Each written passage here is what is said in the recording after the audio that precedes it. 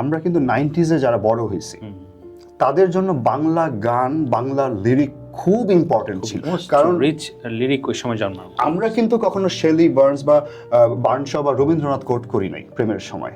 আমরা কিন্তু লতিফুল ইসলাম শিবলিরে কোট করতাম, আমরা একজন বাপ্পি খান, নিয়াজ আহমেদ, অংশু, দেহলভীর আমরা কোট করতাম, প্রিন্স মাহমুদের কোট করতাম, হ্যাঁ, শহীদ মাহমুদ জঙ্গির আমরা কোট করতাম। কারণ তারা মানে মানুষ তো শুধু স্কুলে কলেজে পড়াশোনা করে না, এই প্রত্যেকটা মানুষের নাম যে বললাম তারা প্রত্যেকে আমার শিক্ষক, তারা প্রত্যেকে আমার গুরুজন, গুরু, এবং আমি সেইভাবেই তাদের দেখি এখনো। তারা আমাদের খুব মানে ওই হাওয়া হাওয়া এ হাওয়া খুশবু লুটাদের এগেনস্টে যে আমাদের নিজেদের একটা মানে একদম মেড ইন বাংলাদেশের একটা যে মিউজিক হইতে পারে, এবং সেইটা যে ধরেন শুধু গ্রামের মানুষ শুনবে না বা ওই চায়ের দোকানে বাজবে না, একদম মানে গুলশানের, বনানীর, ধানমন্ডির এলিট ছেলেটাও তার ডেক সেটে, দামি সনির ডেক সেটে যে একদম হাই ভলিউমে জেমস শুনবে বা আইয়ুব বাচ্চু শুনবে বা মাইলস শুনবে, সেটা কিন্তু এই মানুষগুলো আমাদের শিখাই দিয়ে গেছে।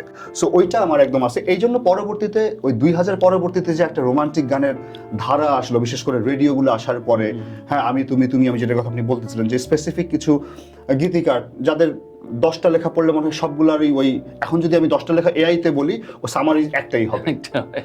সেইখানে একজন শিবলি বা একজন অংশু বা একজন বাপ্পি খানের একটা লাইনরে হয়তো 10 রকম ভাবে ভাব সম্প্রসারণ করা যায়। That's the difference.